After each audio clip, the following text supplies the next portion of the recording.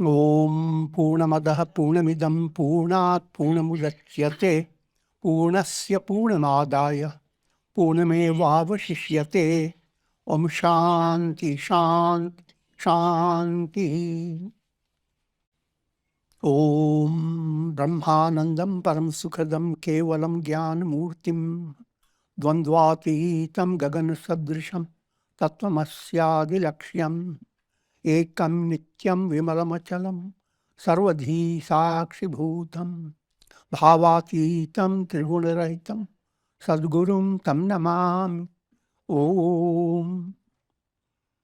Adorations to Sadguru, who is Brahman, the giver of supreme bliss, embodiment of pure consciousness, one without a second, vast as the ether, infinite, eternal, beyond the three gunas and their modifications, the supreme preceptor.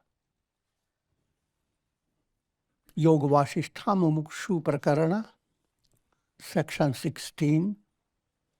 The topic is Satsanga, glory of Satsanga, good association. Put it in another way, the topic is four gatekeepers at the palace of liberation. Put your four fingers out.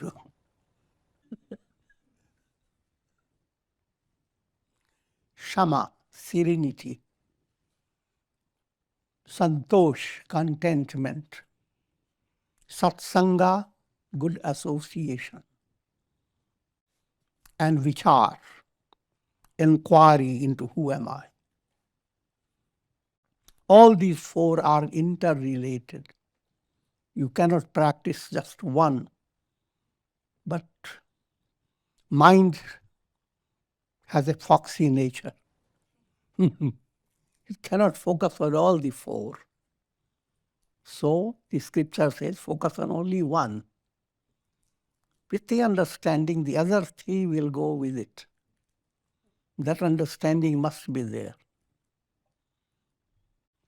No matter what type of adversity you may be facing, no matter how helpless you may feel, that you have become completely helpless. In spite of all this and all the severe challenges in life, even for a moment, you should not turn away from satsanga. Satsanga is the key to resolve your problems. Put it in a more understandable way. No matter what state of your health, how much trouble you are going through, never run away from the hospital.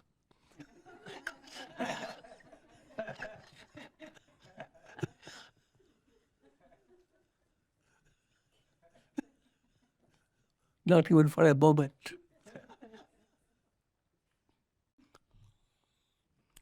Satsanga is a lamp to illumine Sanamarga, the right path. It removes darkness from the cave of your heart. One who has taken a bath in the pure and cool waters of Satsanga Ganga. Satsanga is compared to Ganges river. The devotee goes into the Ganges river with that faith that all his impurities will be washed away. But there you are working with faith. In Satsanga it works in a more dynamic manner. Touches your understanding. If you understand that, the scripture says, Yoga Vasishtha says, for a devotee who has come to realize the glory of Satsanga Ganga, he has no need to go after numerous charities, rituals, yajnas, pilgrimages. All the benefit you get right in Satsanga. Man Changat Katvat Me Ganga. Your mind is well prepared, then even in your bathtub you enjoy Ganga.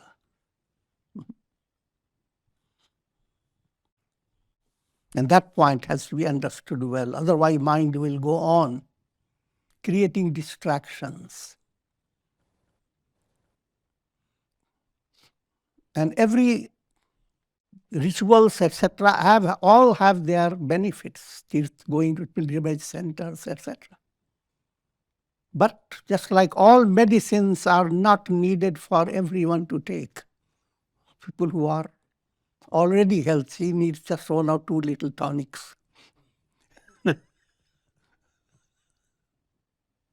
If you are, what I'm implying, if you are in a kindergarten state of spiritual movement, you will be given distractions from one pilgrimage center to another, and the mind will enjoy it. So ultimately, you will end up with being benefited by all that. But if you are already a mature aspirant, you have a bigger project to assimilate the teachings of the scriptures and put them into practice. Now, any distracted plan that you hold in your mind is a wastage of your energy, because we have a bigger possibility. So that whatever, or ultimately the end result is, if you have satsanga and you are understanding what satsanga means in a dynamic way, the whole world becomes your pilgrimage center. And you don't have to look for a big temple. Your biggest temple lies right within your heart. Lord Narayana, Rama, Krishna, Purusha, Param Purusha, whomsoever, whatever you call, God is within your heart. And that revelation comes led by your satsanga. Satsanga is a sovereign remedy, a magical remedy for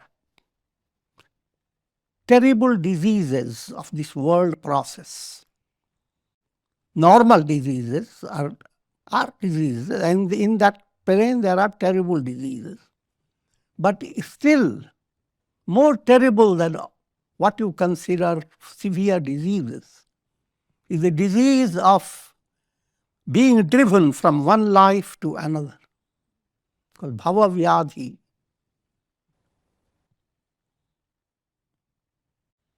And I will not elaborate it. Imagine so many possibilities, and also understand at the back of your mind that your present embodiment is not suddenly come from zero.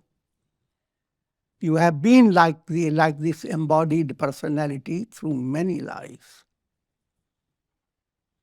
And all the dreams of joy that you had, you many times gained more than you dreamt of. But, this big but, you see. All that has not helped you. Your soul is still moving on from body to body,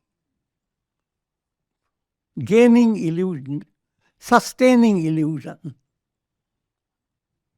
Moving from body to body, from divine plan, it is constant opportunity given to the soul. God is never frustrated. If the soul doesn't attain embodiment in one life, nature, God, they go on giving you opportunity again and again and again, endlessly. So keeping all that in view, you need to first understand that the great disease is called bhava vyadhi, disease of the world process. It is due to your being restricted by karma. Karma granthi. More detail. Karma granthi is sustained by, nourished by kama granthi, subtle desires of the unconscious. And behind all that, the source of all this is ignorance, avidya granthi. We talk about three granthis, three knots of the heart. Your heart has the answer. But you have to work through the three knots. Otherwise, you will get into the heart. So for this terrible disease that will give you countless diseases in every embodiment, miseries after miseries, for all this trouble, the scriptures just give one word, dukh, pain. Sarvam dukkham. All this world is full of pain. That, therefore, your goal is not to lie down frustrated and feel miserable, but to discover the big resolution, big solution. You can attain enlightenment, you can realize, who am I? Once that becomes clear to the mind, then the idea the world will move away from me is rather a good news. You are not trapped by karma, you are not confined to body. I'm not detailing more on that. The remedy that is provided by the spiritual medicine, that satsanga, cures the cycle of birth and death. And in a more practical way, it cures the sense of being impoverished. The term has many implications. You may materially feel you are so poor that you can't move around. Or you may have a lot of wealth and still you feel so poor because something mysterious has happened in your brain, in your body. I'm just giving you little things. The details come through the news media. So leave that details for the news. But satsanga is the medicine. For no matter what type of challenge you are facing, don't be inspired by the ideas of others, what you should do. Be inspired by allow that inspiration to come from your heart, as your mind is nourished by satsanga. That is the remedy. All other remedies given by so many sources, they will not help you. They simply keep your mind distracted. I'm not talking about ordinary disease, I'm talking about bhavavyadhi. Contentment. Santosha sadhu sangascha vicharo tha prashamastatha eta eva bhavambodha upaya tarane ninam. Santosha paramo labha satsanga paramagati vichara paramam jnanam shamohi paramam sukham. Contentment, santosh. These are divine names. If you don't understand it completely, start repeating it. There are 4 gates, fortunately not just one.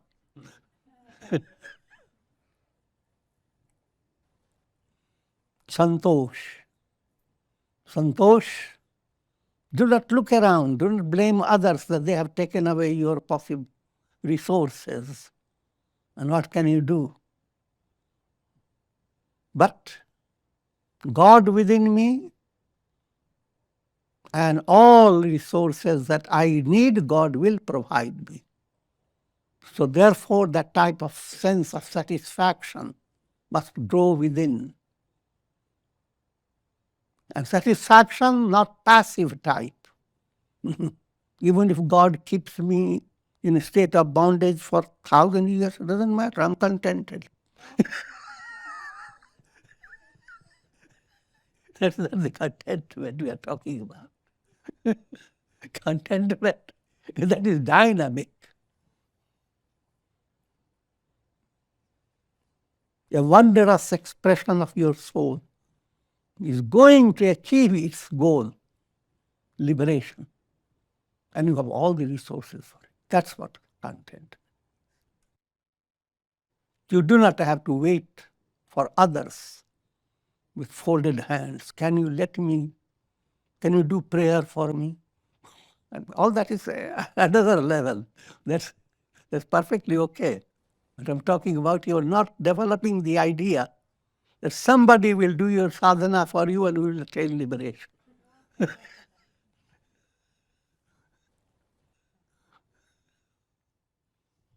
If that's so, then your liberation is humiliating attainment.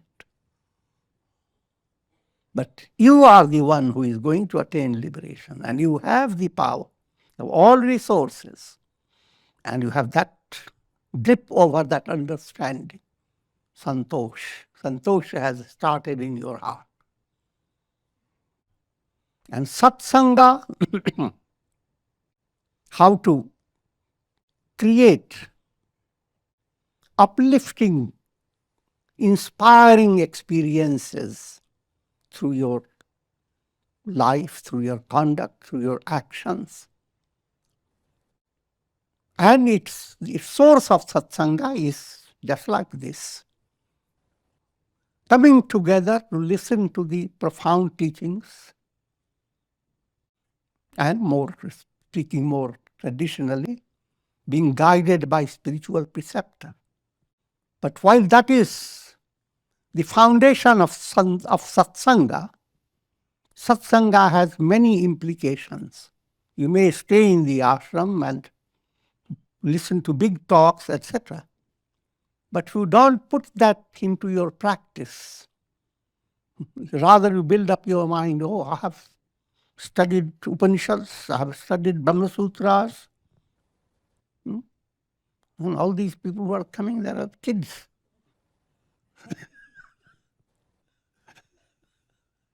So even though you have been in the ashram, you are not enjoying satsanga.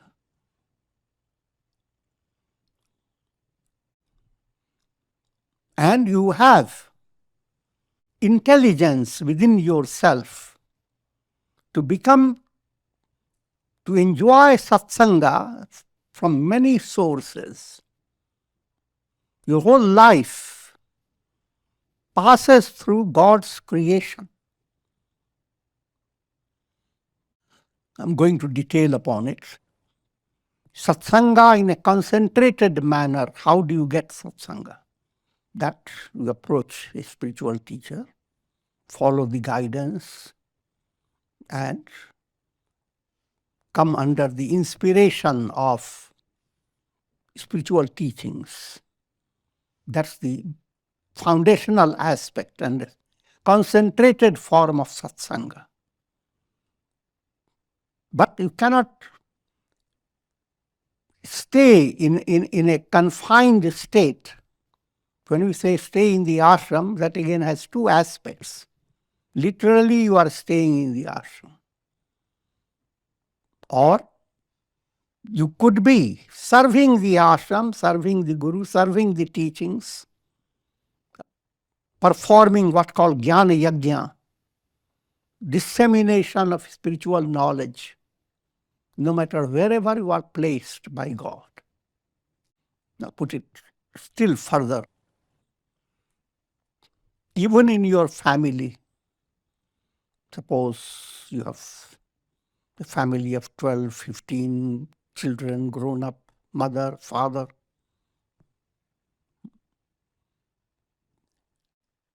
If certain topic is brought out that makes joyousness in their heart, examples are given that become inspiring. That's satsanga. You have opportunity for satsanga no matter where you are. You are dealing with servants who are giving you tea and coffee. And the servant breaks the cup by mistake and fears. What are you going to say? Are you going to send him out?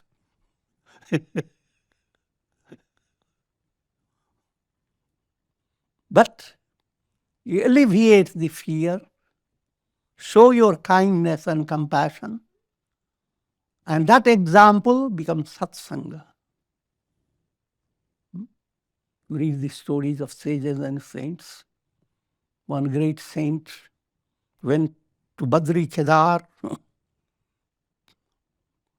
and in that process brought Ganges water from the Himalayas to be offered to Rameshwaram in the southern tip of India. And he was coming very close to the southern tip, that under a tree he sees a donkey, very thirsty, dying of thirst. And he puts that Ganges water right into the mouth of that animal.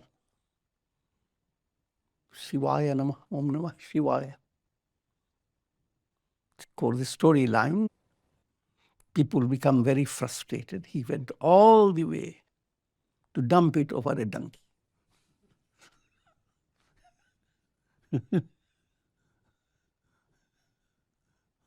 But when they reach the Rameshwaram temple, people there, the priests, say, "You were already here. And when you offered your water, what light radiated from Shivalinga. We are all still absorbed in that." Figure that out.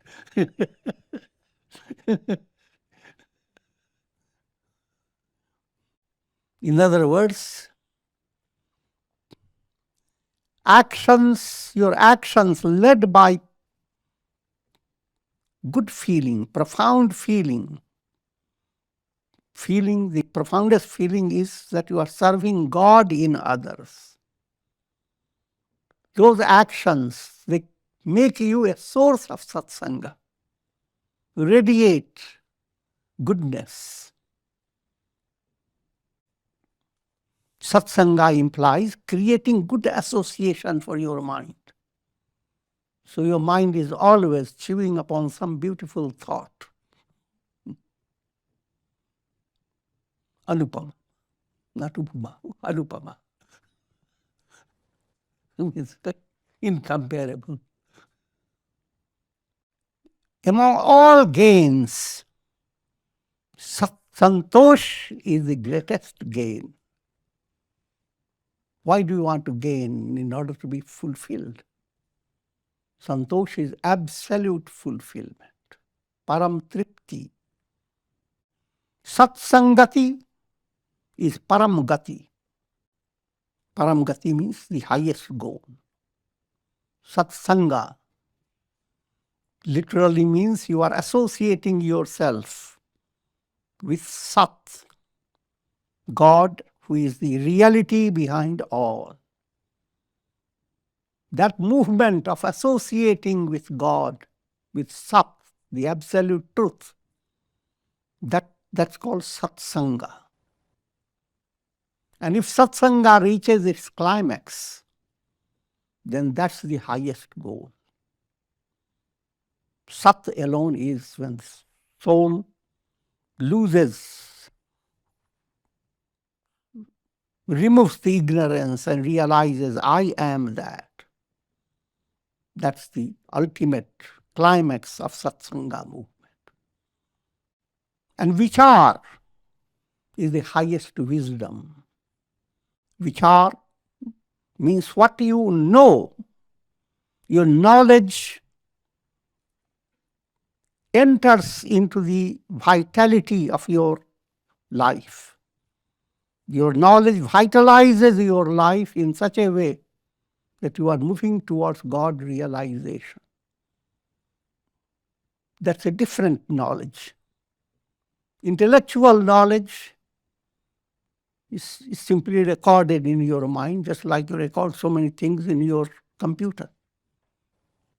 You have to tap it. That intellectual knowledge suddenly will bring out.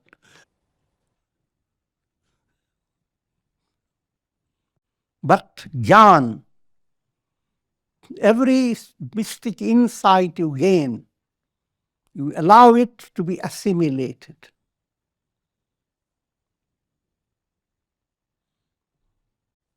And that has its own whole process that you learn from Yoga Vasishtha.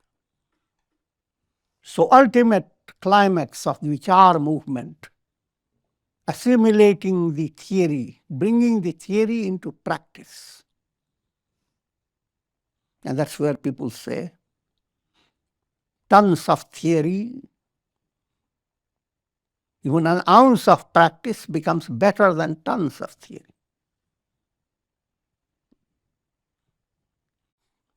And serenity is the highest joy. As long as you become happy because something has happened, it's good, be happy, no harm that. But don't get deluded. Real happiness you have to look for. It does not. You don't experience real happiness because of a happening. Because you are. Real happiness is Satchidananda, and you are essentially Satchidananda. Nothing has to happen. The universe is not going to get any better by any happening.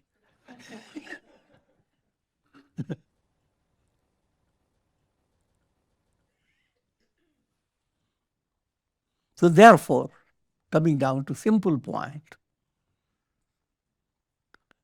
repeat your mantra, do your meditation, get involved with sattvic type of thoughts. So you can see your mind's movement to raga and dvesha in a detached manner.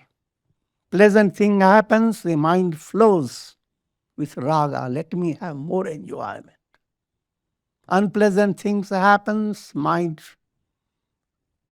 moves away from it with a sense of disgust. May I never move that way. And mind loses all its energy over how to secure happy situation and how to remove unhappy situation. All the mental energy going in that direction. Allow the mind to become educated spiritually.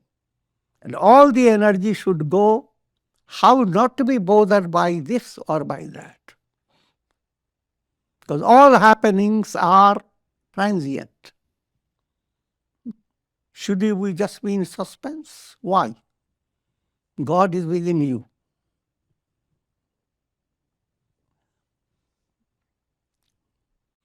Can you think of being bored because God is within me?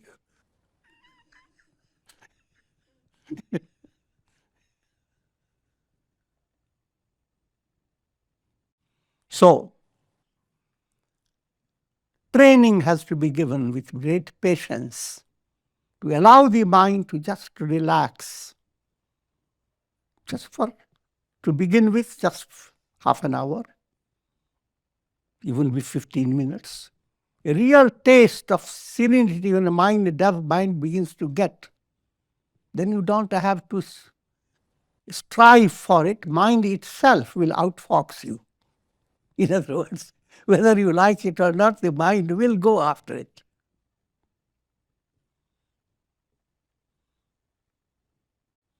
That's what happens when you get involved with japa and doing good things and doing your puja more with devotion. The subconscious becomes ready. So, all that I'm saying is allow your mind to enjoy serenity. And that can be enjoyed at any time. And that can be realized as a perpetual reality. Sleep is your illustration. In sleep, no matter how long you have slept, it doesn't bother you. You don't say, nothing has happened. I've slept 6 hours. Happening doesn't mean much. Nothing. These 4 are the profound remedy for rooting out the disease of the world process. Eradicating the disease, not just curing it in a superficial way. Those who have done abhyasa, repeated practice to promote these qualities, they will not drown themselves in the ocean of moha, deluded understanding.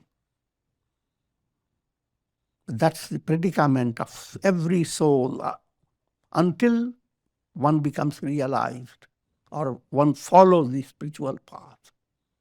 You are just drowning in a world of illusions. Illusion relating to the body, illusion relating to your senses, illusion relating to the objects of the world, power, and lots of deluded type of concepts. Human mind is so filled with all that. Think of any life, general people, how do they live their life? Their concept of happiness is so limited.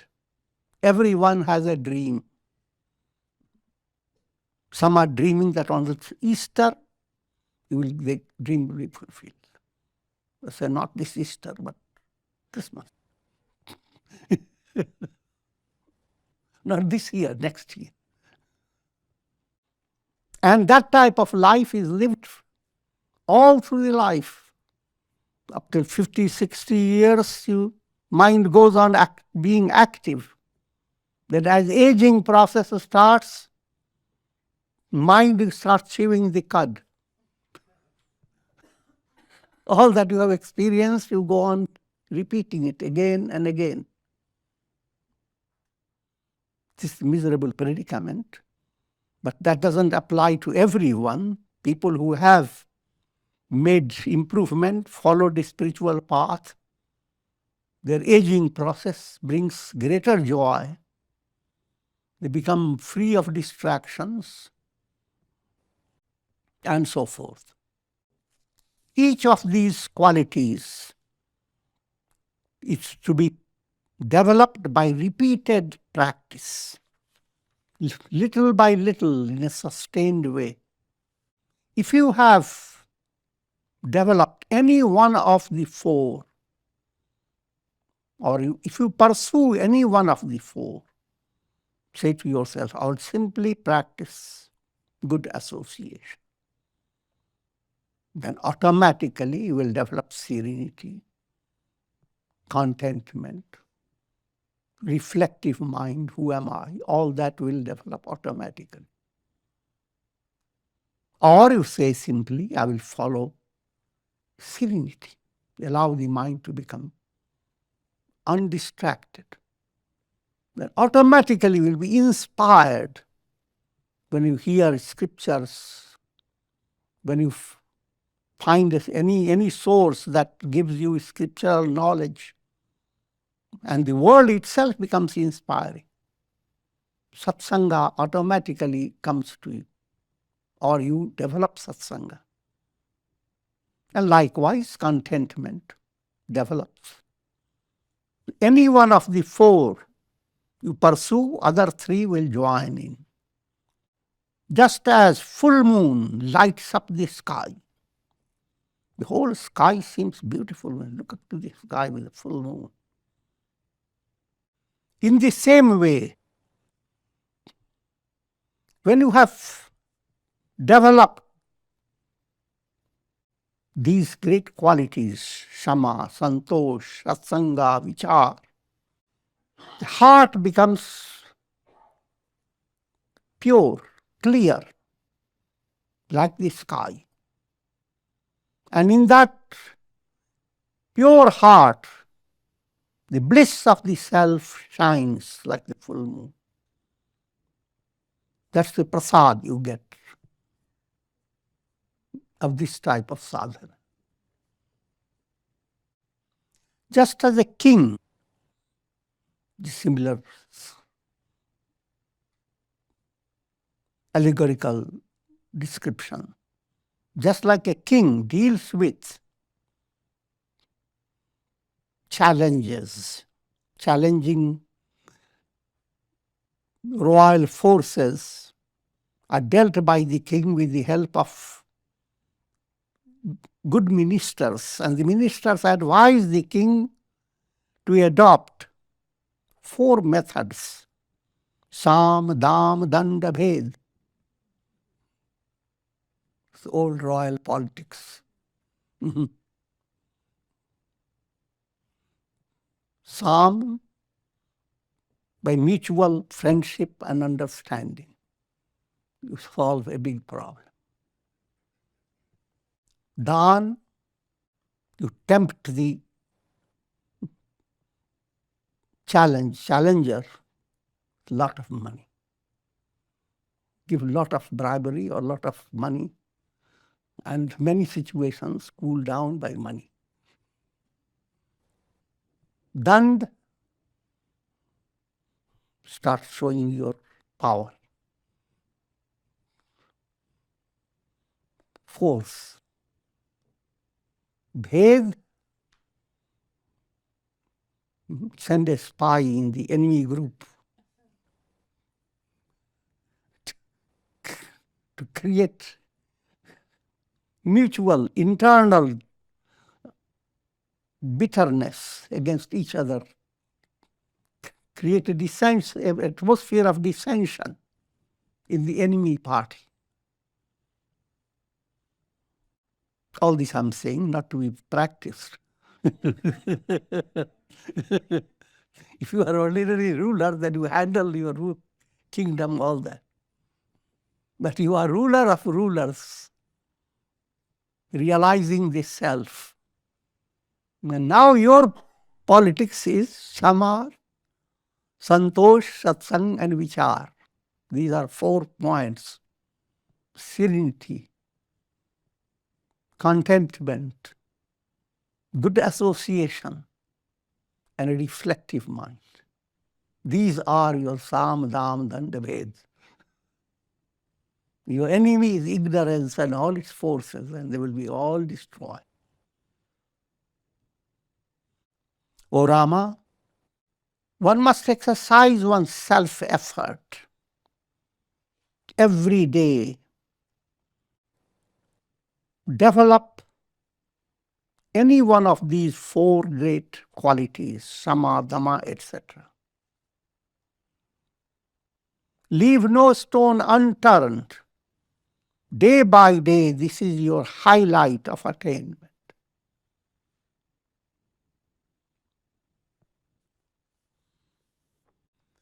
Your chitta acts like an elephant. But elephant can be very dangerous, you see, right? On your head, a big elephant.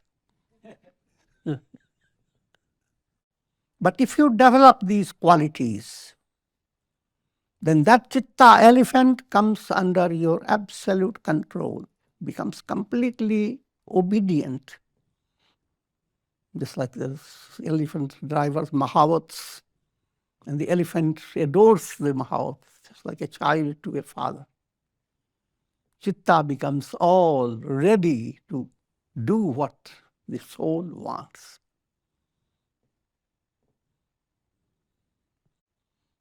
As long as your chitta, your mindset, has not developed fascination for these virtues, the mind is just like you tempt a black bee with little honey. And once the black bee has tasted, you don't have to go after it. It automatically goes to the source of honey, giving crude illustration. In the same way, do all that is possible. That's your great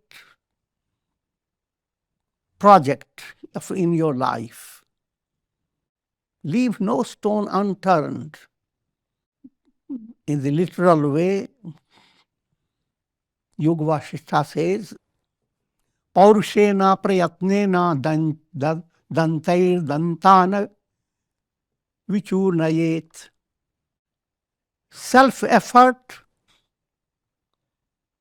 should be directed with such seriousness, allowing the one set of your teeth to grind against the other set of teeth.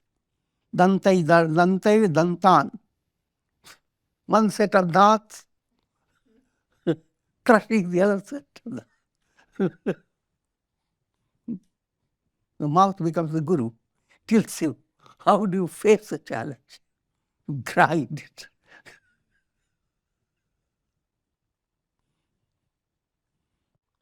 In other words, put all your energy and resources to develop these great qualities. No matter how great you may become in this world, if your mind is not drawn to develop these great qualities, then you do not have your salvation. You cannot attain liberation. No matter how great you are in the world, lot of fame and lot of glory, go viral. If one of the four, serenity, satsanga, santosh, vichar, if one of the four gains strength in your chitta, in your mind, if one of them begins to grow strongly, then all obstacles on your sadhana and all the defects that you have to overcome will be overcome easily.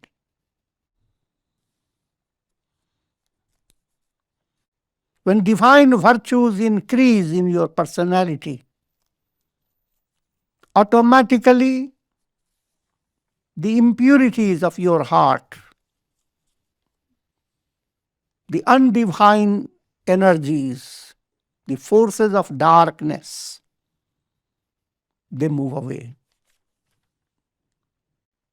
In the forest of the mind of talking about mind of ordinary people, that is filled with the forest of moha, forest that contains lots of trees there which are entangling each other with creepers and so many things. It's a messy forest. And in that forest, the river of Vasana continues to flow. And that river has two banks. One bank is virtue, another bank is sin, good and evil. In brief, allow your Vasana to become purified and create good bank and avoid that process, your vasana is creating a negative bank or shore, that avoid that movement. In other words, your mind goes on creating shreya and preya, that which leads you to liberation and that which leads you to bondage. Mind has both ways to go. But subconscious mind has a bigger grip over these two movements. Again, to understand, subconscious doesn't mean that you now just sit back blank. What can you do about it?